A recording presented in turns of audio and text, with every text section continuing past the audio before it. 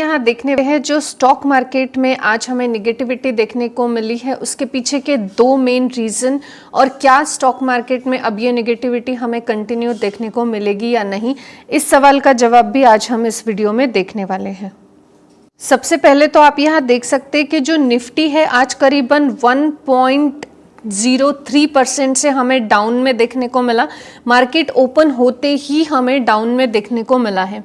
तो क्या इसके पीछे का रीज़न क्या था? अगर हम ये देखें तो गाइज इसके पीछे का सबसे मेन रीज़न है कि निफ्टी का जो इंडाइसिस है, अगर आपने उसको कभी स्टडी किया होगा तो आपको ये चीज़ पता ही होगी कि निफ्टी का जो इंडाइसिस है उस इंडाइसिस में उसके जो भी सेक्टर वाइज जो भी स्टॉक्स है, जैसे निफ्टी बैंक का कंट्रीब्यूशन कितना है या निफ्टी ऑटो का कंट्रीब्यूशन कितना है, अगर मैं आपको एग्जैक्टली ये चीज़ें बताऊँ तो आप यहाँ देख सकते हैं कि जो फाइनेंशियल सर्विसेज है ये करीबन 37% का वेटेज रखती है निफ्टी में, आईटी 14% का वेटेज रखती है।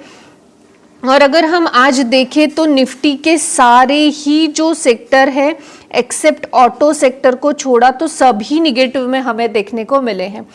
अब निफ्टी में कल हमने देखा था कि जो टीसीएस है इसके Q3 के रिजल्ट आए थे। आई एम श्योर आपने मेरा वो वीडियो देखा होगा और उसके चलते 1.11% की गिरावट हमें जो है टीसीएस में देखने को आज मिली है। अब इस गिरावट के पीछे का अगर हम रीज़न देखें तो Q3 के रिजल्ट ही थे, क्योंकि मार्केट का एक्सपेक्टेशन टीसीएस से बहुत ज़्यादा है और ऑब्वियस है कंपनी भी ऐसी है, वो एक्सपेक्टेशन पे टीसीएस पूरा नहीं उतरा जिसके चलते जो है ये गिरावट हमें देखने को मिली है।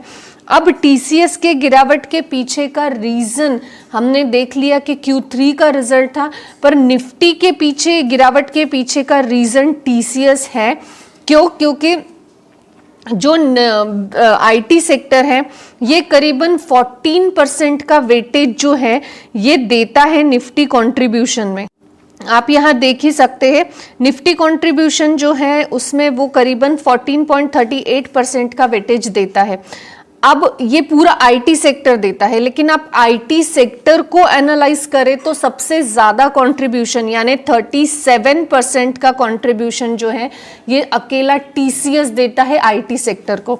तो टीसीएस में गिरावट की वजह से निफ्टी अफेक्टेड देखने को मिला है, एज वेल एज जो फाइनेंशियल सर्विसेज है ये करीबन 37% का वेटेज देता है निफ्टी को पूरा। और इसमें से हम देखें तो एचडीएफसी बैंक जो है ये सबसे ज़्यादा कंट्रीब्यूशन फाइनेंशियल सर्विसेज को देता है, जिसके चलते हम देख सकते हैं आज एचडीएफसी बैंक निगेटिविटी में थी, 1.72% की गिरावट थी। तो डायरेक्ट इफेक्ट हमें फाइनेंशियल सर्विसेज पे देखने को मिला। और फाइनेंशियल सर्विसेज जैसे कि हमने ऑलरेडी देखा 37% का कंट्रीब्यूशन निफ्टी में दे रहे हैं, यानी निफ्टी भी हमें अफेक्टेड देखने को डायरेक्ट एचडीएफसी की वजह से दिखी। Not only HDFC but also अगर हम बजाज फाइनेंस की बात करें तो बजाज फाइनेंस भी जो है निफ्टी में फाइनेंशियल सर्विसेज में अच्छा कंट्रीब्यूशन देता है। और आज बजाज फाइनेंस में भी हमें करीबन 1.52% की गिरावट देखने को मिली है। और इस गिरावट के चलते हम कह सकते हैं एचडीएफसी के भी Q3 के रिजल्ट ही थे, जो उनका एक ओवरव्यू Q3 के रिजल्ट का आया है वो ओवरव्यू मार्केट को जो है ऑलरेडी निगेटिव कर दिया है, एक्सपेक्टेशन पूरी नहीं पड़ी है। इसके चलते हम देख सकते हैं कि बजाज फाइनेंस और जो है एचडीएफसी दोनों के ओवरव्यू के चलते दोनों भी स्टॉक फटाफट जो है गिरावट में है। और इनकी गिरावट के चलते जो है फाइनेंशियल सर्विसेज यानी 37% का कंट्रीब्यूशन ये हमें जो है निगेटिव में देखने को मिल रहा है। अब ये 37% फाइनेंशियल सर्विसेज 37% और आईटी 14% दोनों को मिलाकर ही करीबन मोर देन 50% निगेटिविटी यहीं पे हमें जो है निफ्टी में देखने को मिल रही है। अब ये तो था फर्स्ट रीजन। अगर ग्लोबल मार्केट देखें तो आप यहाँ देख सकते हैं कि ग्लोबल इंडाइसिस में भी आप देख सकते हैं कि निगेटिविटी देखने को मिल रही है या काफ़ी फ्लैट सा परफॉर्मेंस देखने को मिल रहा है, कुछ खास परफॉर्मेंस यहाँ पे देखने को नहीं मिल रहा है। तो ये भी एक कारण रहा है कि जिसके चलते हम कह सकते हैं कि जो मार्केट है ये निगेटिव में आज हमें देखने को मिला। आप यहाँ देख सकते हैं यूरोपियन मार्केट भी काफ़ी निगेटिव में या फ्लैट परफॉर्मेंस में ही देखने को मिल रहा है।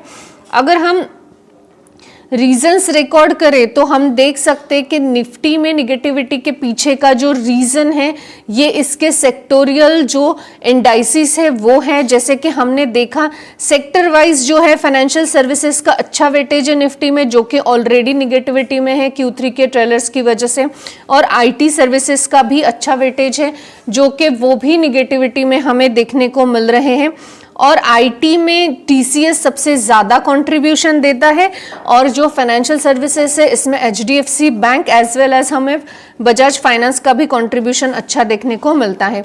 आप यहाँ देख सकते हैं कि जो IT सर्विसेज है इसमें भी हमें निगेटिविटी देखने को मिल रही है, निफ्टी फाइनेंस सर्विसेज में भी हमें भारी निगेटिविटी देखने को मिल रही है। ये जो रीज़न है ये रीज़न था निफ्टी के निगेटिविटी का।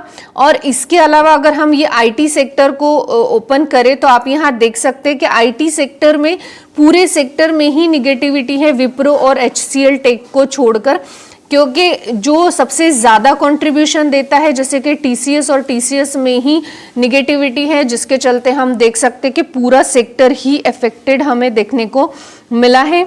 और अगर हम as well as financial services की बात करें तो फाइनेंशियल सर्विसेज में भी आप देख सकते हैं कि फाइनेंशियल सर्विसेज में भी हमें जो है निगेटिविटी ज़्यादातर इसमें देखने को मिल रही है। और रीज़न साफ है कि जो दिग्गज है इसके इसमें निगेटिविटी है, और इस वजह से जो पूरे सेक्टर में निफ्टी में निगेटिविटी है। ये तो पहला रीज़न था। सेकंड रीज़न जैसे कि हमने देखा ग्लोबल मार्केट, ग्लोबल इंडाइसिस अगर हम देखें तो फ्लैट परफॉर्मेंस में देखने को मिल रहा है। इवन यूरोपियन मार्केट भी हमें फ्लैट परफॉर्मेंस देता हुआ देखने को मिल रहा है या निगेटिव परफॉर्मेंस देता हुआ देखने को मिल रहा है। ये दो बड़े रीजंस है जिसके चलते हमें निफ्टी आज निगेटिव में देखने को मिला है।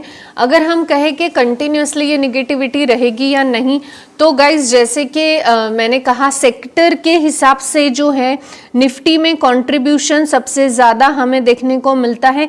एक तो IT सर्विसेज का, और उसके बाद हमें देखने को मिलता है फाइनेंशियल सर्विसेज का। अगर IT सेक्टर का तो जो सबसे पहला और दिग्गज स्टॉक है उसकी लिए निगेटिविटी हमें देखने को मिली है। अब इनके जो फाइनेंशियल सर्विसेज है इनके ट्रेलर्स जो है या इनके जो ओवरव्यूज़ है ये अभी निगेटिव में है, लेकिन हो सकता है जैसे सैटरडे को HDFC का Q3 का रिजल्ट आए उस हिसाब से हमें पॉजिटिव भी रिस्पांस देखने को मिल सकता है।